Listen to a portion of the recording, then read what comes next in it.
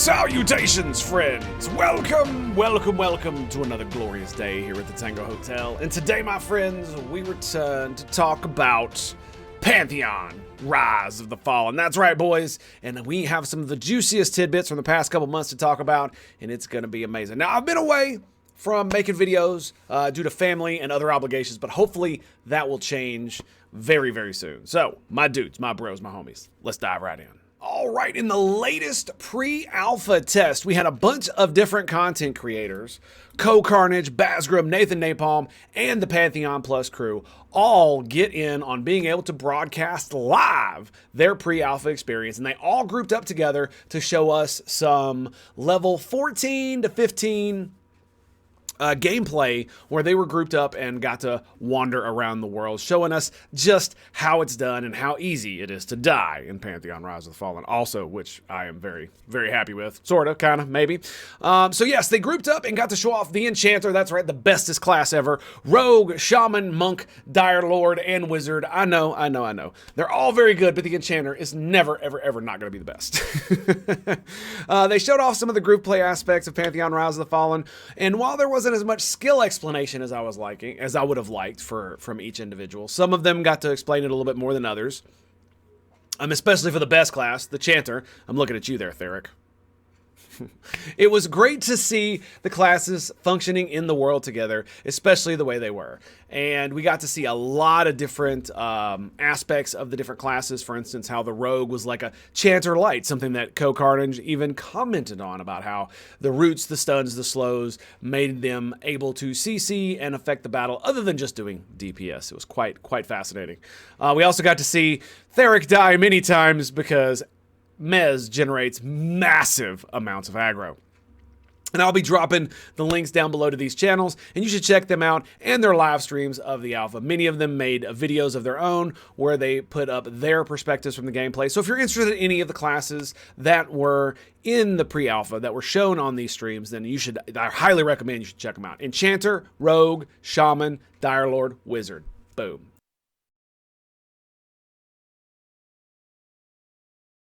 All right, my dudes, and now we're going to cover some of the news that I may have missed over the past couple months since my last video. And the first thing we're going to talk about is in February, in an interview on the YouTube channel Disparate Worlds, Joppa announced that there will be limited instancing in dungeons for the essentially what would be boss battle rooms. And he expanded upon this in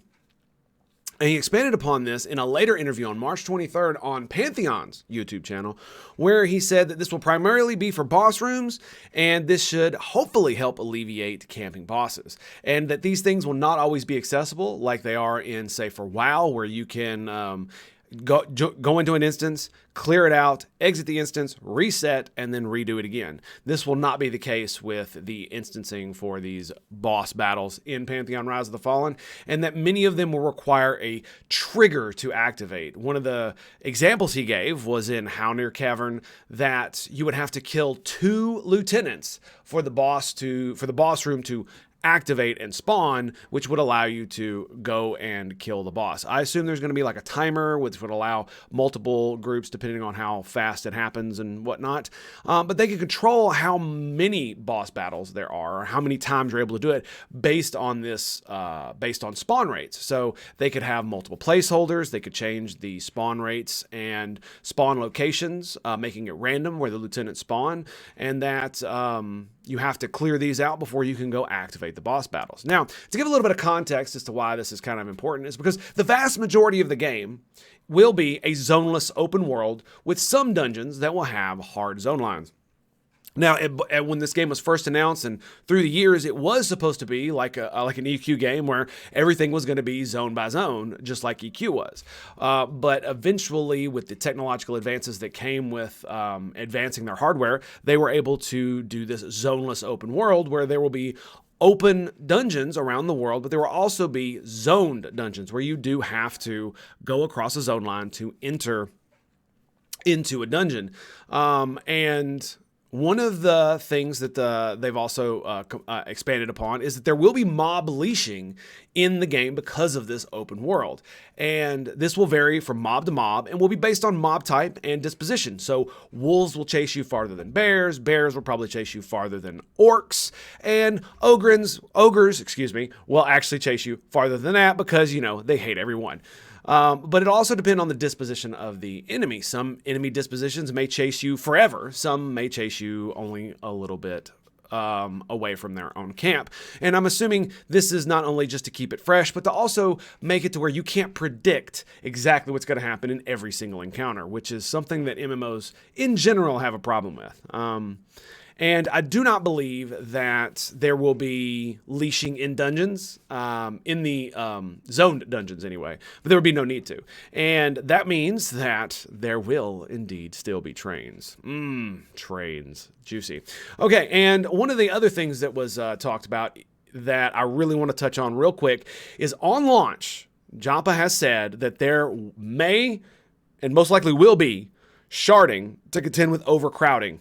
But it will be temporary. They are not planning on having sharding within the game. Sharding is where you're all on the same server, but you're all in different layers of that server. So you can't literally see everyone that is in the same area that you are because you're on, shard 1 and they're on shard 5.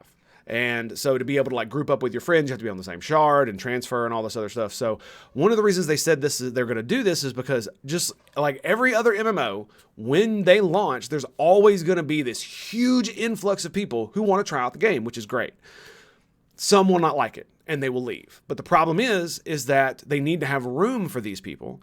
And so and what most MMOs do is they'll spin up additional servers so that to give these people a place to go. So they'll go and move to another server. But once the initial flood of people dies down and they all leave, then you will have your base population, but it will be too small for each individual server to function properly the way the devs want it to.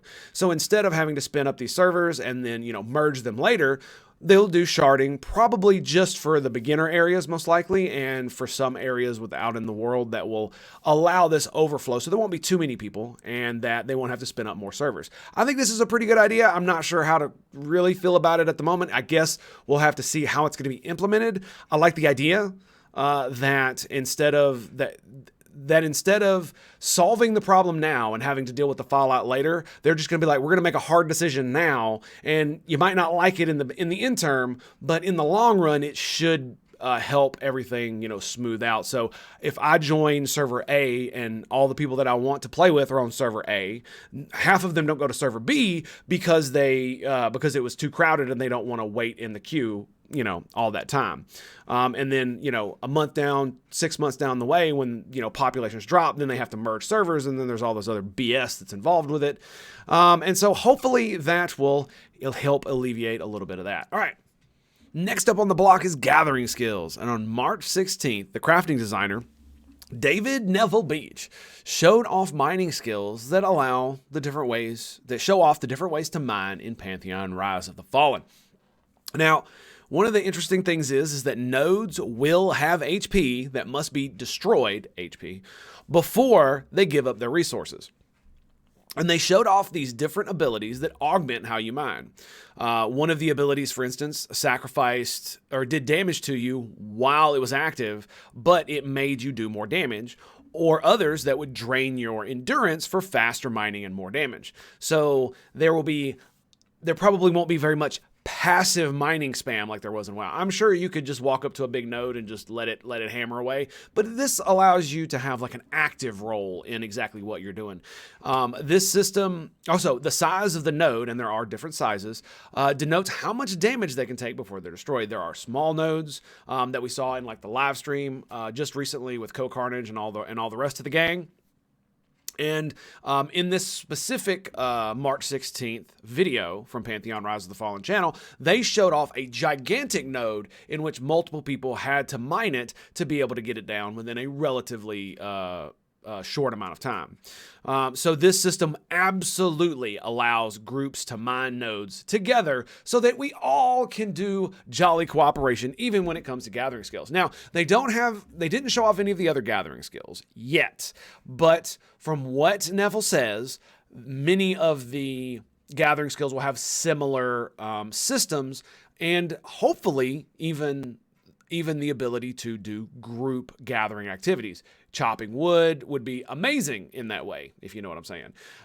And they also showed off the cooking system, which I'm not going to really get into because it is what it is, and you should definitely check out that video. Again, it was from March 16th. I want to thank you for watching and spending your precious time here today at the Tango Hotel. I do so enjoy discussing and pontificating about this amazing game that does not yet exist, but hopefully with our help and our determination, it soon will. If you liked this video and want to see more of my beautiful, amazing face, show the algorithm gods just what you like and hit that like and subscribe button.